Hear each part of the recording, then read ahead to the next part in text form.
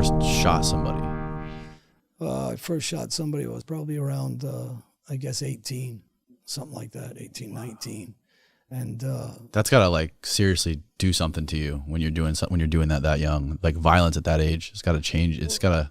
You know, you grow up in an area where I was one of the slow walkers, what you would say, as far as committing crimes or killing or hurting guys. Actually, I had a slew of friends, cousins, my friends. They were all a lot more dangerous than me. So I was a little more of a slow walker. Okay. And as crazy as that seems, later on I bypass everybody and I start becoming the guy that's doing all this work. And one by one, my cousins are getting killed, my friends are getting killed, and I'm out doing the work and killing and moving towards the hierarchy of the Gambino family. Wow. How many people would you say that you ended up shooting or killing?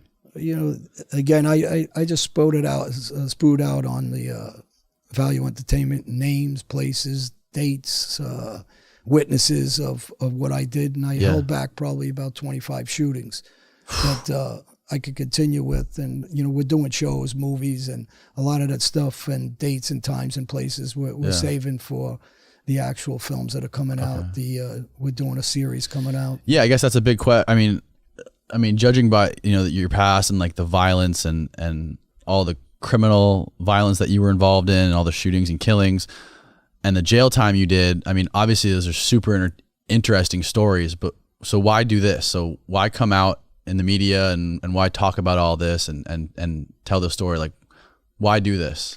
Well, because here's one of the reasons. When I first was in court during the trials, the Gotti family, their lawyers said I shot about 60 guys. So I never denied how many people I shot, how many people I hurt, how many people I baseball batted, stabbed. I mean, I was very famous for saying, yes, I did. You know, so I don't deny that walk I took in the streets. But, you know, one of the things people know that I do now is try to help kids not to follow that path and follow those footsteps and save themselves a lot of pain and anguish and maybe save their life. So I'm out there publicly doing talks at colleges, at schools, high schools, at juvenile centers.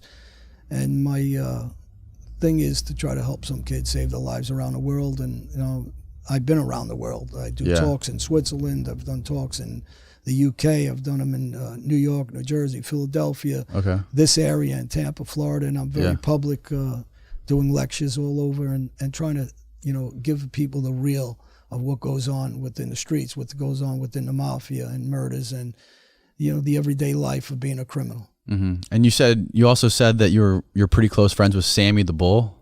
Sammy is a guy that obviously was an underboss of the Gambino family. Most people know him.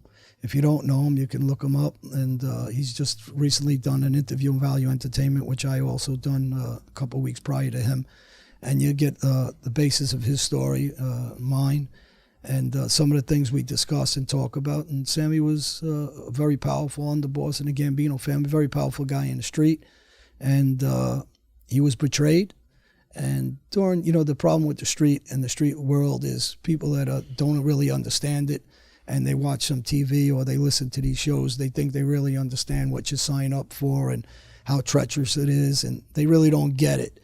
But if you sat at a table with us, or you came in a room like this and you sat with us, that opinion that everybody spews out so, you know, easily on a computer would be slid back about 30 steps. They wouldn't be speaking like that. So, you know, the guys that do understand the life and understand the treachery, it's Machiavelli times 20, if you know what Machiavelli is, if you ever read. And it's a treacherous life. And the reason why we're out here doing this stuff, obviously, some of the things I do, magazines, movies, series, TV series, you do get paid for. But the drive for me to do this, or any of the things I do at schools, are out of trying to help kids, and it's not for money, it's not monetary.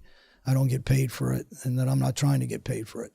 So it's just for kids to help save somebody's life, hopefully. Wow. That's strong of you, man. I mean, I appreciate you doing that. I appreciate you taking your time to share these stories. I mean, what kind of what kind of lesson, like if you could go talk to yourself back then, if you could say something to yourself back when you were 18 years old, like what's the biggest lesson that you learned from that whole experience, from when you first started drug dealing and shooting people and all your time in prison? Like what's been your biggest lesson? Well, my biggest lesson is if I can wake up again and be 14 years old and innocent, I'd be saying to myself, what the fuck are you thinking? Yeah. You know, because when I wake up and, you know, most kids are going to the beach, I was going to train. I was going to run. I was going to do push-ups and work out to play baseball. I was a big ball player, baseball player, boxer. But I took all those training tips and became a violent guy, you know, batting guys, taking guys' heads off, stabbing guys. And really, I'd have to say what exactly what I just said, and I'll repeat it. What the fuck am I thinking? Why am I out there not enjoying life? And that's the message, really, when you're talking to kids, is there's so many good things you can do with yourself. Go to the beach. Life's beautiful. Travel. Go country to country like I did, but don't do it the way I did. Yeah, but you need money to do all that, right? Well, not necessarily. I mean, there's kids all, you know, that go, especially in European kids, they go abroad and they go from hostel to hostel. They go with a group of kids. You save a couple of bucks, you go by train, you hike, you walk, you take buses. You could do it on a cheap route, but you go experience the world. That's the difference. And I mean, listen, you can always, you know, there's young kids, you know, deliver newspapers, go hustle around legitimate, be a waiter, be a busboy, you know, work in stores, you know, work on trucks, whatever. Yeah. You don't need $100,000 to go travel Europe. You can get cheap tickets and go live life. But the idea is the more you experience life, the more you experience different countries, you understand the world a little better, and maybe you wouldn't risk your life so easily like a lot of us do. Yeah. And, you know, you get a lot of the inner city kids that I speak up for that, you know, you talk about Oprah Winfrey we'll use for an example. And the inner city kids, you're out in Africa, and I feel bad for what goes on in Africa, but if she wants to donate money, what's wrong with our kids here in the United States? Donate it here, help the kids here, help the school system, and help everybody get in the right direction. There's a lot of famous people out there that do the right thing, and she is one of them. But I think it needs to start here in our country, where there's so many kids that need a helping hand, and I think that's where it should be. You know, that's where it should start, not outside the country. Can you kind of give me the gist or give me the backstory of what the relationship was between you and John Gotti Jr.? Well, you know, I was a guy that was put in a position to, you know, take care of him, protect him, and we had fallen outs over the years. His father was in a position, whether you like him as a boss or not, became a boss.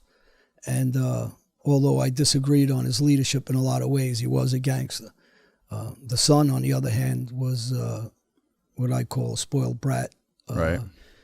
Guys make fun of him, call him Diaper Don now, and different things because of what he does with the media, as far as, you know, social media I'm talking about. He doesn't get on. They just made a movie about him, right? They did a movie and made a movie about his father. It tanked. About his father, okay, with John Travolta. John Travolta. It was a disaster of a film. They say it was the worst film ever in the history of mobs. Really?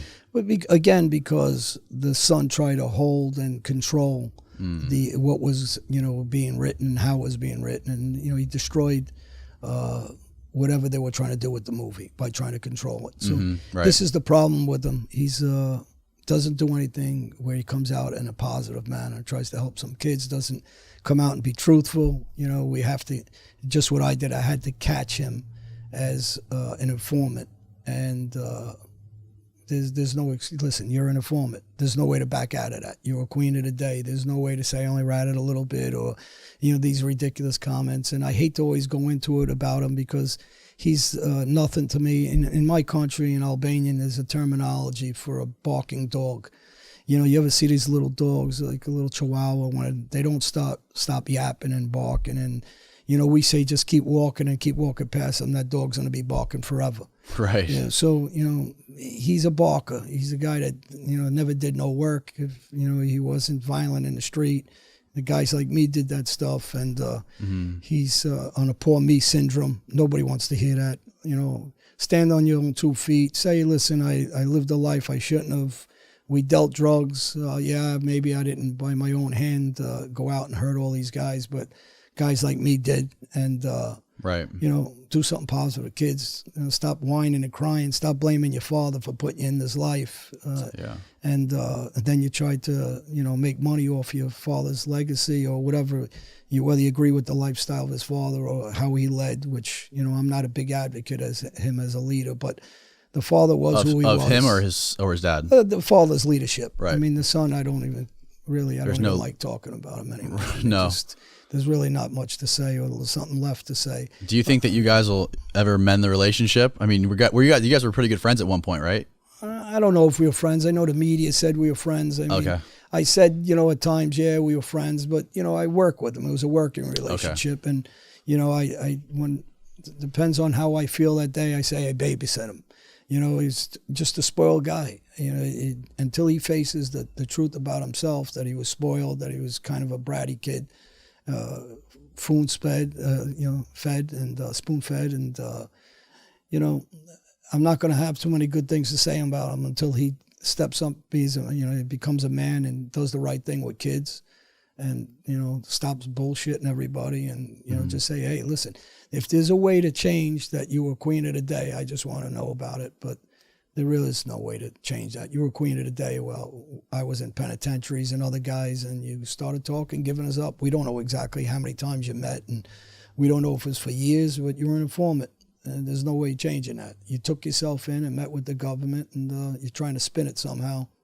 And there's no street guy, not one, that will say anything different, but that he was an informant and a cooperator, rat, or any dumb word that he uses. So the term "queen of the day" is basically a rat or a snitch. Yeah. Same thing. Yeah, well, I've never heard that one before. Yeah, you're not a gangster, so that's true. Good observation. Yeah, so if you're in the street, we all know there's no excuse for it. You made it an appointment to meet the government. You're queen of the day. You're a rat, snitch, whatever, informant. Right. So guys like, and that's the thing. He's trying to sell something to guys like you that don't know what all this is. Okay. So gangsters know what it is, and street guys or criminals, and so, you know, there is no change in that. You know, the problem is with most kids, younger kids, when they get involved in the street, they don't understand informants. They don't understand when they're staying with 10 kids. They'll think that somebody's never, you know, he's a stand-up guy or by the street mentality, stand-up guy, and he's not going to talk to the police. But then there's 3/4 of the guys are going into the police and they're giving information and people don't know it.